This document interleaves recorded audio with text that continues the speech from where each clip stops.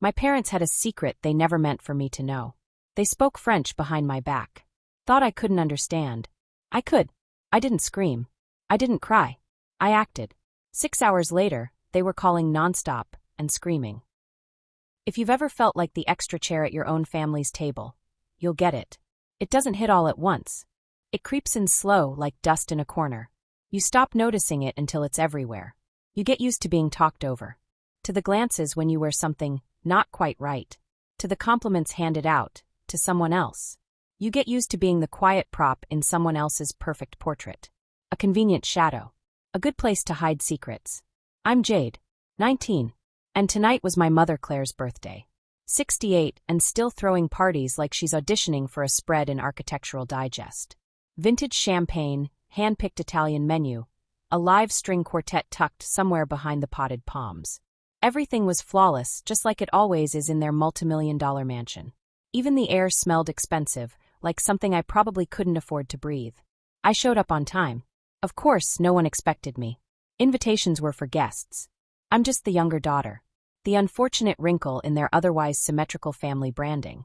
I wore a green dress. Simple. Elegant. Not to impress anyone, I just wanted to feel nice. Pretty even. Is that what you decided to wear?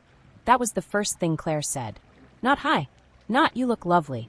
Just a once-over in that. Camille, my older sister, 3 years older, light years more golden, snorted. Just loud enough for me to hear. Classic. I smiled and said nothing. Silence has always been my sharpest tool.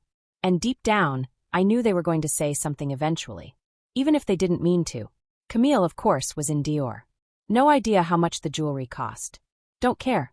You look stunning as always, someone at the table told her. My mother beamed like it was meant for her. I handed Claire her gift. A small box. Inside, a brooch from the 1950s, rare vintage, the kind she once mentioned losing in passing. I'd spent weeks hunting it down. She took the box without looking at me. Oh, thank you, darling, she said, and passed it straight to Camille. Camille nodded with that fake little smile she saves for moments like this. Didn't even bother to open it. Then someone important walked over. One of the people Claire actually considers family. And I disappeared again. I found myself near the side window. The same one I used to hide by as a kid. Different carpets, fancier wallpaper, but same role. The girl standing in the room, but never quite in it. When the pear tart came out, I heard them. Standing by the fireplace. My mother. My father. Camille. Camille had that sneer she gets when she thinks she's being clever. They were speaking quietly, but not quiet enough. In French. Like always. Thinking I didn't understand. But I did. I've been understanding for a while now. Claire glanced in my direction and said, "She looks ridiculous in that cheap little dress. I'm so tired of her. If it weren't for her money. Thank God she's leaving tomorrow." They didn't hit me. But that's exactly what a well-aimed hit feels like. I stood there, champagne glass in hand, $200 a bottle in my palm, 19 years of emptiness in my chest. What did I expect? Why was I even here? I hadn't planned to act that night. Really. I'd brought the documents to talk, calmly, after the party. No drama, no scene. I still thought maybe we could talk like a family. Because they raised me. Even if it was without warmth. I still believed family was sacred. Even if I always felt cold in mine. But in that moment, hearing them speak so casually, so effortlessly cruel, I realized I was never their daughter. I was a project. A financial convenience. A temporary burden they were paid to carry. They'd been faking it. All these years. For the money. I'd suspected for a while. But now I knew. So I did something I hadn't planned to do in front of everyone. I took out the black folder, documents inside, everything ready. Walked across the room. Not to the quiet end where I'd been seated, but straight to their glittering center. To her throne. I placed the folder on the table. Clean. Deliberate. Claire paused mid-sentence, glanced at the folder, then at me. Her face changed. She froze like I'd just walked in holding a grenade. "What is this?" my father asked. His voice always had that emotionless weatherman tone. Even now. "It's for you," I said. And I looked him in the eye. Then her. Then Camille. And I turned and walked out. Across the whole room. Not rushing. Not running. Calm. Proud. Behind me, silence. Then whispers. Then footsteps. Someone calling my name. But I was already on the stairs. I didn't care to see their faces when they opened that folder. Didn't care to watch their hands shake as they tried to keep up appearances in front of their perfect friends. Didn't need to be there when it finally sank in. I knew. And their game was over. When I stepped outside, the air felt different. I stood on the steps of their perfect house, in a dress they hated, and felt something finally slide off my shoulders. Something heavy. Something old. I didn't know exactly where I was headed, but I knew this much: I was done being furniture. They had 19 years of me. Now it was my turn. I couldn't sleep that night at the hotel. Not because of the drama. Not because of the folder I'd dropped like a bomb on the dining table. I kept thinking about the pear tart. It tasted exactly like it did when I was little. Sweet. Soft. And never meant for me. Then the memories started crawling in. Childhood. Or as I now call it, the masterclass in silent isolation. I must have been 8. Camille, 2 years older, eternal favorite, got some reward for something. A pony, I think. I got a dress. Well, new. For me. It had previously lived a full life with Camille. But I was thrilled. Genuinely. It was pink with white buttons and a little stiff collar. Mom said it looked better on me than it ever did on Camille. Then she added, "If you keep it clean, maybe you'll get more of her clothes." I took that as praise. From the outside, our life looked spotless. Massive house with pillars.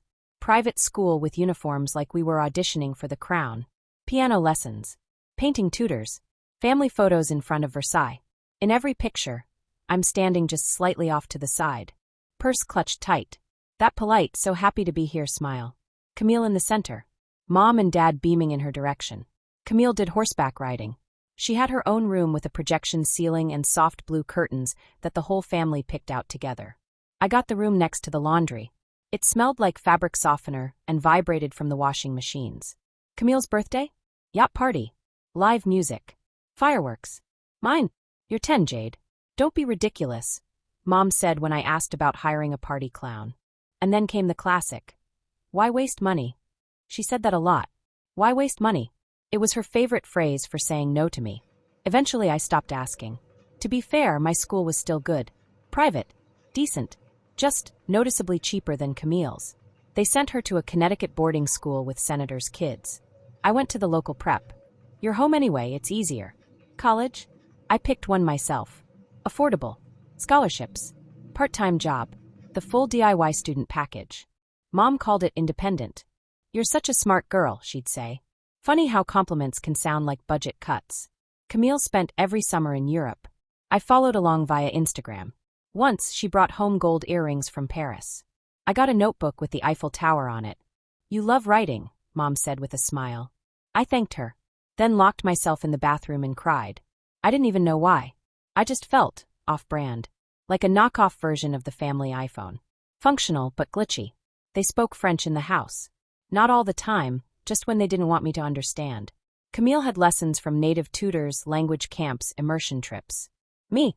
You're not really wired for languages, sweetheart. And you won't need it anyway. Not understanding your own family is one kind of lonely. Having them switch languages the moment you walk in the room is a whole different level. It's like being furniture. I remember breakfasts where Dad would quote poets to Camille, while Mom corrected her accent. I'd sit there with my yogurt, pretending not to hear their world, one I was never invited into. Once a year, maybe twice, these very polite French visitors would show up. Elegant. Well-dressed. Holding clipboards and kind smiles. On those days, I got brushed, dressed, gifted something soft. A stuffed animal. A new pair of shoes. Mom called me sunshine in front of them. They'd ask me to say, "Thank you, Jade," with a French accent. One woman once asked if I was learning French. Mom laughed like it was adorable. We try, but she's more of a math brain. I was sitting right there. Smiling. Nodding. Clueless. Back then, I thought maybe they were relatives. Now I realize, probably caseworkers. Monitors. People tasked with checking that I was okay. That I was being treated well. Some French phrases stuck with me long before I knew what they meant. Toujours en retard. Always late. Mom would sigh it whenever I was even a minute behind. Pas comme elle. Not like her. With a glance toward Camille. Camille liked to throw in, "Elle est bizarre, she's weird." With that smug tone like I was just a strange roommate, not her sister. I didn't get the words then. But I got the tone. The eye rolls. The smug looks. At first it stung. Later it was just background noise. But around 14 something clicked. I decided I wanted to know. Not for school. Not for fun, just to understand them. I started small: movies, books, free apps, online courses. Quietly, inconsistently. I wasn't trying to get fluent. I just wanted to solve the puzzle that was my family. But they didn't speak textbook French. It was fast, colloquial, Parisian. Even after years, I barely caught the flow. But sometimes, I heard just enough. Heard my name, caught a phrase, understood just enough to know. They were talking about me. And it was never kind. When I was 17, I had appendicitis. Not life-threatening, but urgent enough for an emergency surgery.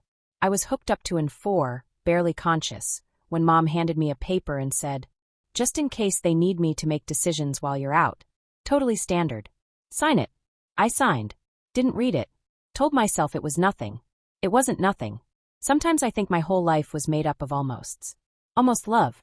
Almost belonging. Almost the truth. They didn't beat me. They didn't scream. They didn't lock me in a closet. I wasn't Cinderella. I had clothes, food, Wi-Fi. But something still curled up tight inside me every time I saw how effortlessly Mom hugged Camille. How she laughed at her jokes. How she'd stroke her hair like it was the most natural thing in the world. She never touched mine. Not once. Dad. He was furniture. Tall. Cold. Always frowning. He didn't yell. Not because he was kind, he just wasn't involved. Worked late. Left early. Mom called him reliable. I called him absent. He praised Camille. Told me to sit up straight. By the time I turned 18, I knew something was off. Especially when my big birthday surprise was a cake. One. Cake. Camille got a car. With a bow. "You don't drive," Mom told me with that pitying smile. "Why would you need one?" We thought our love was enough. That same day, I spotted a receipt from a jewelry store, Mom's name on it. Over $5,000. A gift. For Camille. The same Camille who vanished to a party an hour later and left me with, "You're an adult now. Time to stop being dramatic." I wasn't being dramatic. I was taking notes. Literally. On my phone. In my head. Who said what? Who did what? And how much it cost. They lived big. Just not with me. Opera tickets? Mom and Camille only. Tuscany vacation? You hate the heat. Luxury spa weekend in the mountains? You'll catch a cold, sweetie. Sometimes I thought maybe I just didn't fit. Too quiet. Or too loud. Too weird. Too something. Maybe I really wasn't enough. Maybe I didn't deserve to be loved. So I tried harder. Wrote them letters from summer camp. Made handmade gifts. Sat quietly at dinner while they talked about things I wasn't invited to understand. All I ever wanted was to feel like I belonged. But they were speaking a language I wasn't allowed to learn. Because I've come to realize truth doesn't like translation. They didn't want me to know. So I learned their language. To understand why I always felt like a guest in my own life. And I ended up learning way more than I ever bargained for. Truth doesn't always crash into your life like a thunderstorm. Sometimes it sneaks in quiet like a cat and sinks its claws in when you least expect it. I never meant to become some amateur detective. But at some point you realize if something has felt off your whole life, chances are, it is off. I couldn't prove anything. Not until a man showed up who helped me start putting the puzzle together. His name was Thierry Lambert. I remember the day clearly. I was in a cafe in San Francisco, hunched over my laptop, writing out the post-finals fog. I'd stayed in the city for break, too tired to go home. He walked in looking like he'd taken a wrong turn on his way to lecture at the Sorbonne. Tweed blazer. Silver hair. Every gesture precise. And not a single fake note in his voice. "Mademoiselle Jade," he said, with a French accent you could slice butter with. "My name is Thierry Lambert. I'm your father's attorney. Your biological father." I nearly dropped my coffee. He slid an envelope across the table. Inside, a copy of a will. A photo. A letter. Everything it took to unravel my entire idea of who I was. "Your father, Patrick Montreal, died in a car accident with your mother, Eloise. You were just a baby, barely a year old. Mountain road, brake failure. Instant." He paused. Gave me space. Then dropped the next part, as gently as he could. "Your mother was the sister of Paul Duval. The man you grew up calling your father." I said nothing. Because, honestly, what do you say to that? Cool. So the people who raised me aren't even my people? Thierry continued. "Your father left everything to you. A villa in France. Investments. His stake in a business. At the time the trust was created, the assets were valued at roughly 20 million euros. I blinked at him. "I'm sorry, what?" He nodded like this was Tuesday, and he was ordering soup. And he was clear.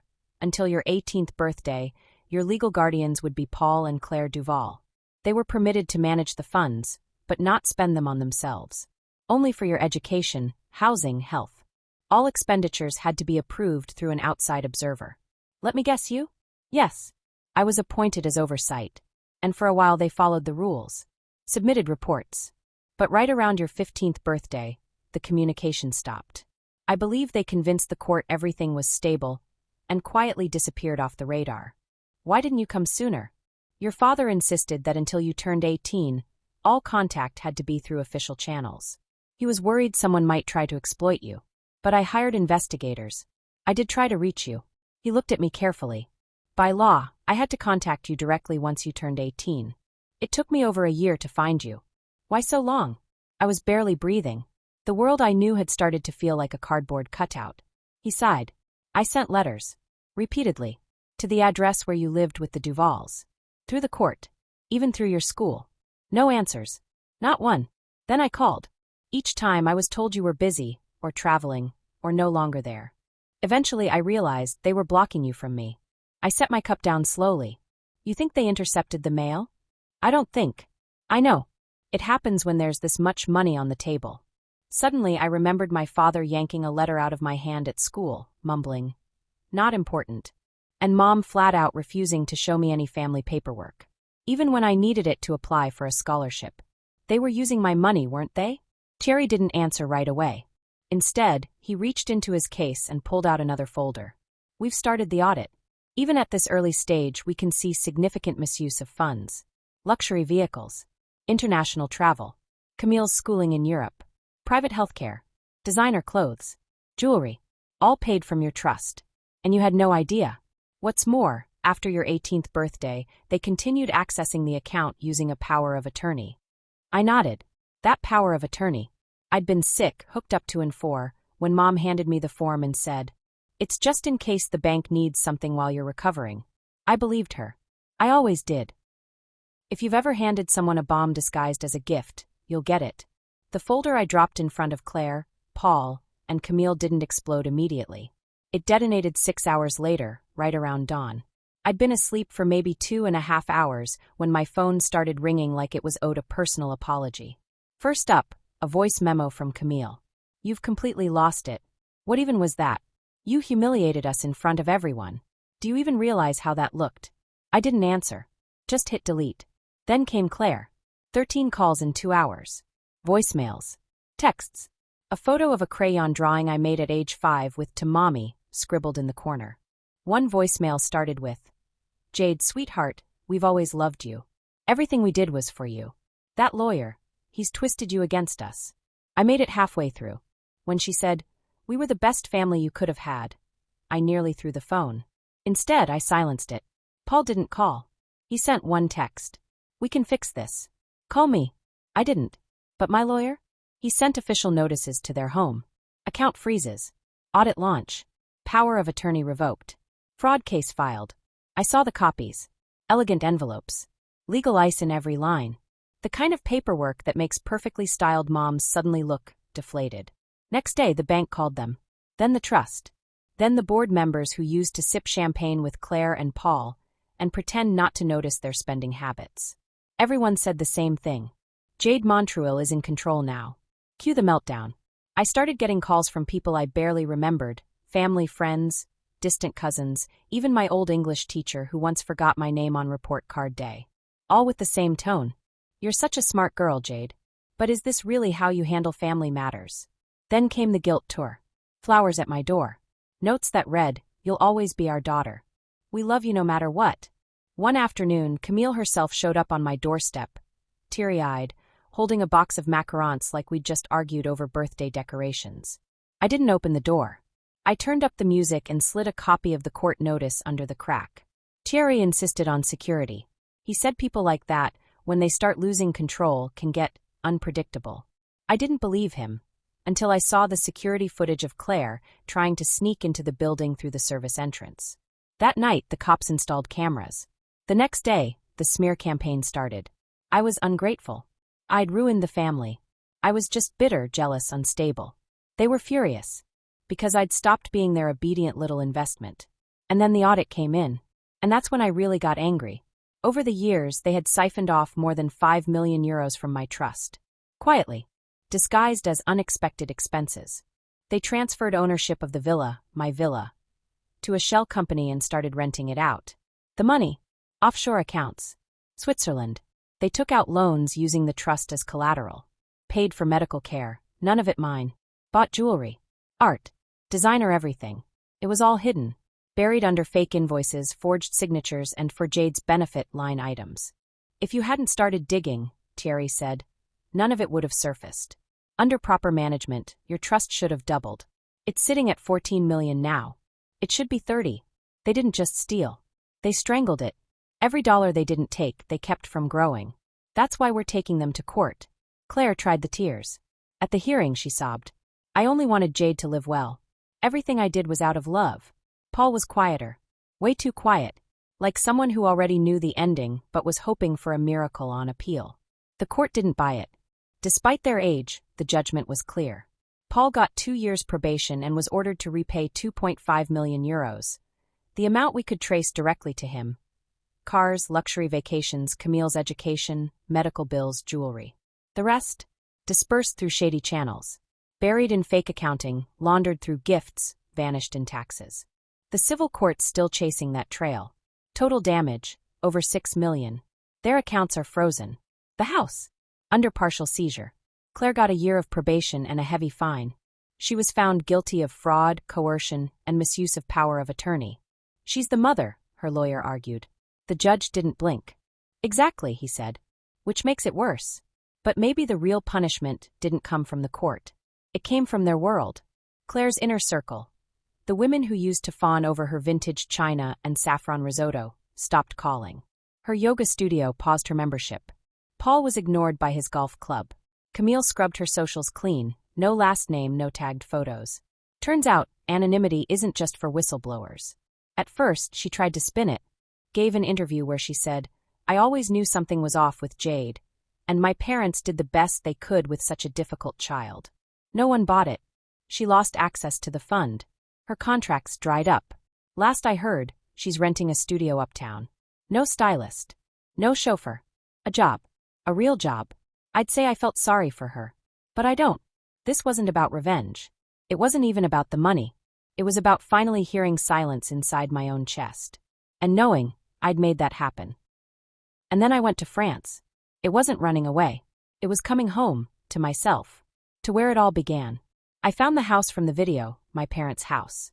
It sat on the edge of a quiet village, surrounded by vineyards and air that somehow felt older than anything I'd ever breathed. Waiting for me, there was a package Thierry had left with a local notary. Photos. Letters. One envelope was from a woman with kind eyes. My mother. Eloise. In the letter, just a few lines. You've just been born. I'm scared I won't be enough, you're so small. But you're my little miracle. I look at you and my heart melts. Be happy, our sweet girl. And then the photo. She's holding me. He's beside her, smiling. I wasn't an accident. I wasn't a burden. I was theirs. When the neighbors heard who I was, some of them cried. A woman named Marianne invited me into her home. Eloise was sunshine, she told me. She sang in the mornings even when it rained. She dreamed of a daughter. Of you. She wrote letters to you in notebooks. They still existed. The pages were yellowed with time, filled with neat handwriting. My sweet girl, if you ever read this. I read them sitting in the same garden where my father filmed the video. And every time I cried. Not from grief, but from recognition. I met one of my father's old business partners. He showed me pictures, my parents laughing, hugging, holding me. They were happy. I came from love. I'm not an orphan. I'm not an outsider. I'm the daughter of Patrick and Eloise. I'm the heir to light, not lies. I came back a month later. Different. Now I live in an apartment with windows that open to the park, shelves full of books, and a new phone number. Everything from before is in a folder marked, "Do not reopen." Sometimes I still dream about them. Not my real parents, the people who tried to play the role. I wake up smiling. Because they don't get to own any part of me anymore. And on the days it's hard, when I feel that old familiar ache, I write letters. To the little girl who stood in the corner and thought something was wrong with her. I write, "You are good. You are worthy of love. You are not background noise in someone else's life. You are an entire world. And one day you'll learn the truth. And it won't hurt. It'll set you free. If you've made it this far, thank you. It means something in this story hit home. This isn't just some drama about rich people and betrayal. It's about what happens when the people you called mom and dad turn out to be the ones who used you. And you learn not to hate them, but to choose better for yourself. If any part of this felt familiar, if you've ever felt out of place, tried too hard to earn love, or gotten tired of being the easy one, say something. I'd love to hear it. And if you liked this story, stick around. There's more where that came from.